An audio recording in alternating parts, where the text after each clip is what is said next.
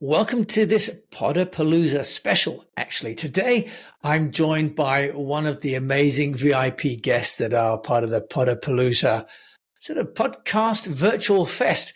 And I'm here with Martin Ricketts, who is actually in Toronto. He's got a company called Digital Samurai. He's going to help us with recurring revenue and how to monetize your story and how to overcome those problems. I guess in your case, how to fight those challenges, Martin, that keep entrepreneurs locked to the desk. Martin, welcome to the show. Thanks a lot, Jim. Nice to be here. Look, it's great to have you here. And I know with the Podapalooza ladies, they want to keep us very tight to schedule. Explain for my fellow unnoticed entrepreneurs what you do, Martin, and how you do it. Yeah, well, Digital Samurai builds end-to-end marketing and technology solutions that bridge the gap between what technology can do and how it's actually used. For example, AI is a great, powerful tool, but only if you ask it the right questions, right? So being able to come up with what we call the last mile problems, the difference between how you do something and the best practices around that, that's what we help companies with. And one of the first things we do is solve a problem which most people don't know they have. We call it technology chaos. That's any friction between you and your data, you and your team. I can't find this file. The link didn't work. I can't play the video. That's technology chaos. We solve that first by using standardized tools and tactics, best practices that we teach you so that you don't have to think of that. And that's really important because what you really want to do is you want to create automation and systems such that you can focus on revenue generating activities and not on all the problems and the minutia. You want to be talking about the video strategy, not how to get the video, right? Martin, you're absolutely right. And my experience as well, and I think statistics show that CEOs, especially of SMEs, where you don't have departmental heads, spend up to 40 to 50% of their time just solving the problems for their team. I know when I had my team in Singapore and China, most of my time was set up simple things like getting the internet to work, getting the mobile phone data to synchronize with the database on the SaaS, for example. So as we get into more and more scale, we need more and more tech, don't we? That's right. You talk about standardized products and solutions, Martin. Help us there, because the last thing entrepreneurs want to do is spend a lot of money on buying what we used to call middleware, apps that would glue apps together so that you could help them all to work. How do you get that to be done economically for entrepreneurs? Well, one of the first things I teach people is tactics matter more than tools. People get, excited about, this app and that new thing and that new thing. How you use the tools is way more important than which tool to use. You ask a miner or someone who works in those industries, construction, they were kidding. The tool doesn't matter at all, they'll tell you. And so we really focus on the best practices on how to use the tools, templates, and other systems that make it so that you don't have to figure it out. We use 12 very specific programs. We use very specific tools in very specific ways so that you don't have to figure it out. And it's more important that all of these things work as a harmonious system where the whole is greater than the sum of the parts, rather than, this new shiny object or that one. So for instance, for communications, we have what we call it the doctrine of one, the one solution strategy, which is one place for communication, and it's not email. So in our team, we don't use email for communication because it's not a good communication tool, right? So we use WhatsApp and WhatsApp desktop because it plays well with others. For managing information, we use Google Keep because Keep is really good at capturing information coming into your digital world, archiving it, retrieving at will, then sharing and collaborating effortlessly. And it's really good for this, Jim, because it's very few steps, 2 or 3 steps, and you can capture that information. And ideas are organic. You're out and about, you're in the park, you're waiting for the elevator. You want to be able to capture ideas which you can then turn into strategies and content. Because as the founder, as the entrepreneur, that's your primary job, to come up with value and talking points and strategies that articulate what your value proposition is. That is a higher cognitive value pursuit. And the only way you can do that if the friction to coming up with those ideas is minimized. And so we really focus in on that. Martin, and I think you're absolutely hit on something there, is the role of the CEO and the entrepreneur to find those opportunities, to capture them and to share them. How do you then help the entrepreneur to spread that message? Because, you've mentioned, capturing using Google Keep, Mhm. but my experience of running cross-cultural teams, I had offices in Singapore, China, and India at one stage, was I could put the information into the system, but it didn't necessarily mean that everybody accessed it or that people knew what to do with it, because people in different departments or different levels of experience would handle information differently. So do you want to just take us through, once you've sort of maybe got ideas and content into the systems, how you're helping that information to filtrate into the people that need to do it and to take action with that information? Right. Well, one of the things we really want to stress is that first you want to get your systems in order and your processes before you start doing the other work. Because if you don't, there'll be a lot of chaos and friction. And we're obsessed about taking friction out of these processes. Once you've done that, then you can focus on building your brand and your message. And, as an entrepreneur, you have to really think about this. Are you chasing leads or are you building a brand? Chasing leads is what everyone does at the beginning, right? You get email opt-ins and you try to sell to people. But the thing is, most of those leads don't pan out. In real estate, it can be up to 90% of them don't pan out. So you're spending most of your time doing things that aren't going to convert. Whereas if you spend most of your time creating content and putting it and deploying it out there, now that might be you do a podcast like this or you do a Zoom call, then you chop that up and you deploy it in social media, right?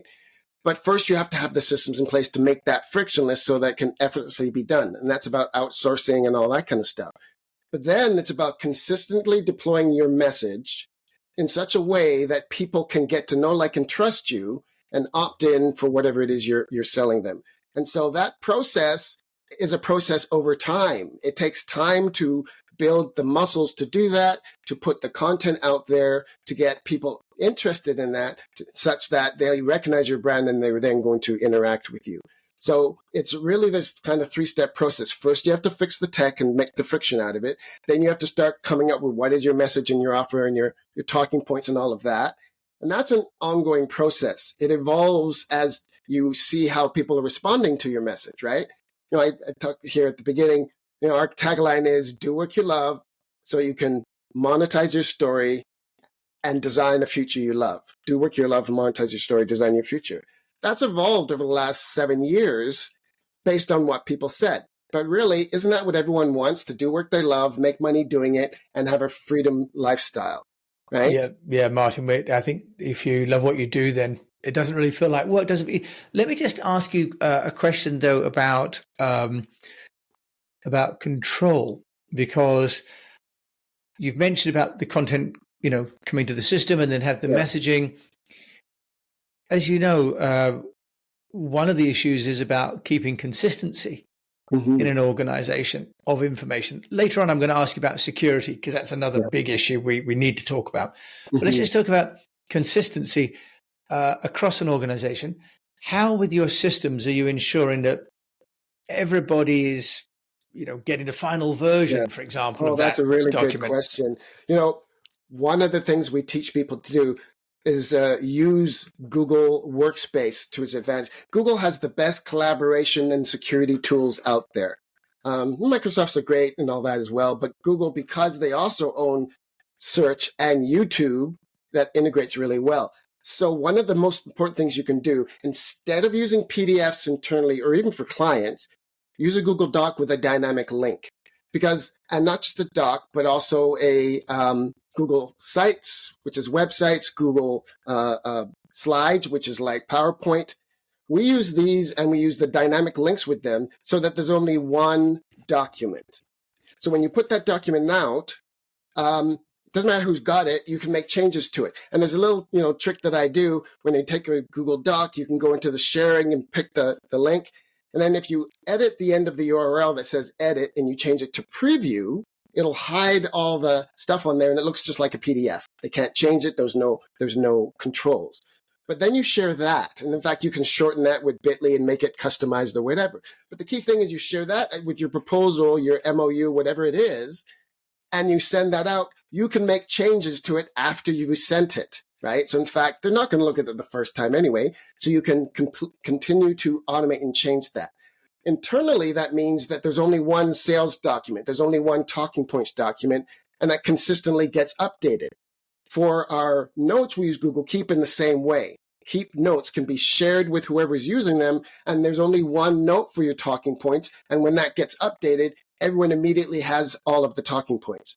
So instead of using files like PDFs and PNGs and things for your internal stuff and for marketing, use these dynamic links, dynamic documents, dynamic slides, so that there's only one of them, and it automatically gets updated for everyone who has it. That's a really important thing to do, and it saves a lot of challenges with version numbers and all that other stuff that you have to put up with. Well, that's what I was going to say, because what you have to do is otherwise do version 1, version 1.1, right? Especially with press releases, for example, we used to have to do this with clients.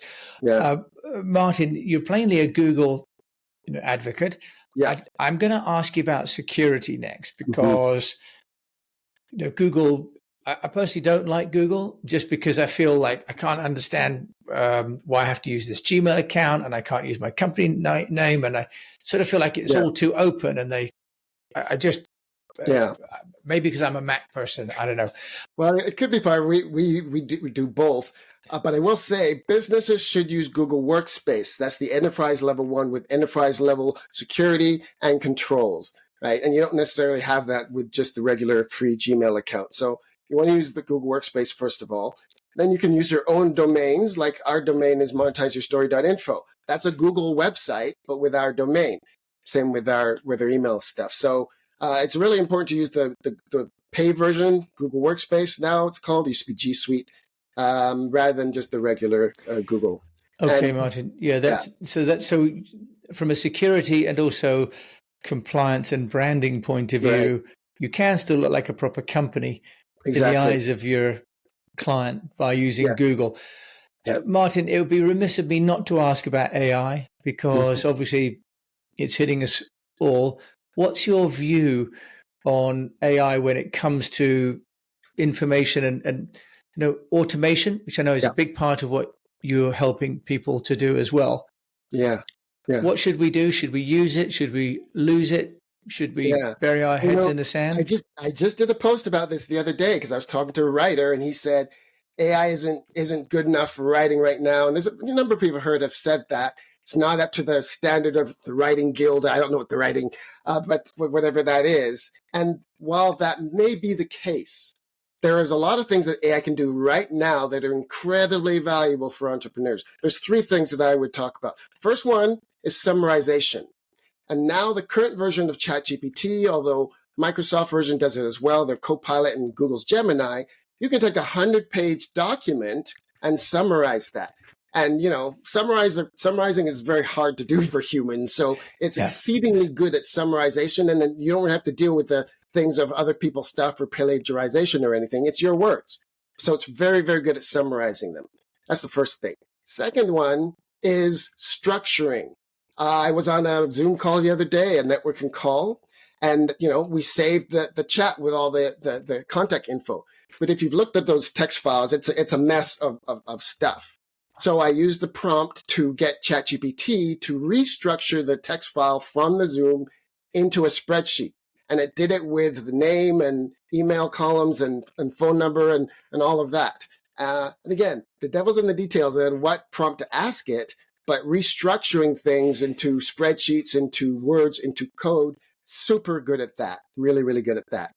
And then the third thing is creating video scripts. So if you want to create a video, you need the narration, you need the B-roll. So you can take some copy that you might have done or talk you might have done, and then you can convert that into a video script where the AI is going to suggest the B-roll that you use. It's going to show you, here's what it says. It's going to open scene with the sun rising and the farmer walking down the. We did one like that. And then you can take that script and use a program like 11 Labs to create an AI voiceover for it, or HeyGen to create an avatar with a voice. And, I'll say to people, because Jim, some people will say, oh, AI isn't that great. First of all, it's the worst it's ever going to be. It will be unmistakable from humans in a matter of time, a year, 2 years, whatever it is. Yeah. So now is the time to get into using some of these things and getting used to it. But especially if it's for onboarding or internal training, it doesn't matter so much. And I'll say to people, compared to what? The AI avatars now look very good. The voices are excellent. And especially when you compare it to a PDF, right? You're going to get more conversion with a video with rich media and talking than you will with a PDF. And so the AI tools are really useful for creating videos where you can create the script, create the audio, create the video with it, and you can do it in much less time and cost than it would have been. So it allows you to create, for instance, an onboard program. So maybe you have a talk that you do, but now you can create an online program that doesn't require you to do the talk, and you can make money from that. Now you've got a recurring revenue stream. Yeah, right? Martin, you're absolutely right. And tools like Synthesia, for example, Exactly. are doing amazing work. Yeah, I will say HeyGen's better than Synthesia. Okay. It's cheaper, and it's got more. I use Synthesia first. HeyGen's cheaper and better. So yeah. And there's DDI Labs. I mean, we're sport for choice, right? And people like Descript have just come out with the new season 6, which has got some amazing audio to video. Yeah. And so audio voiceover especially are exceedingly good. Now, I will say this. There's a thing, someone just mentioning Twain said, I didn't have time to write you a short letter, so I wrote you a long one. Yes. Right? It takes time to do the shorter, more succinct stuff. And what I'm saying is correct the AI stuff. Don't just generate the copy and leave it. You have to tweak it after it generates it. Same with the voices, because the AI voices make inflection mistakes and contextual mistakes for the subtitles. So you need to fix that stuff, right? Because those are what makes it really noticeable, especially the inflection mistakes in AI voices. So redo it, retweak it. 11 Labs allows you to tweak the parameters on the voice. So don't just put something out there and leave it. People are lazy. They've done that, from time immemorial. So it's not just with the AI tools. Whatever you do, the polishing is the most important part. And quite frankly, it's the one that takes you the most time. But if the video would have taken you, a week to do, you can do it in a few days. And most of that time will be you tweaking it, because the AI part might take an afternoon, right? But it's the tweaking and the polishing part that only you can do. And you need to do that. It still overall will take you less time, but it's critically important to do that polishing so you don't get these AI artifacts. Yeah, Martin Ricketts, Digital Samurai. I can see now why people are coming to you for advice on their tech and getting it all to work in. And sounds like you're putting in some very, if you like, practical and accessible tools like Google Suite, but also staying abreast of the AI as well and what it means for people. Martin, if people want to get hold of you, where can they do that? Yeah, thanks, Jim. You can go to monetizeyourstory.info, and there's a contact us request in there, and we'll send you some micro lessons. We have these targeted lessons on things like AI, like voice typing, that we can send you that you'll get instant wins from, and you'll get to see some of the best practices that we use. Martin Ricketts, I know that we've got a Podapalooza timeline. They've given us just 20 minutes today. So I think we could have carried on this conversation for longer, but thank you for joining me. That'd be great. That'd be wonderful. Thank you. Martin Ricketts joining me. Originally, actually, he's from Lewisham in the UK. That's right, yeah. But he has abandoned ship and moved to Canada. Yes, indeed. So thank you, Martin, for joining me, and thank you for joining Martin and I on this Podapalooza podcast special. My name's Jim James. And until we meet again, remind you just to give a quick review if you can on the player. Share this with a fellow unnoticed entrepreneur, because we don't want to let anybody go unnoticed. And until we meet again, keep on communicating.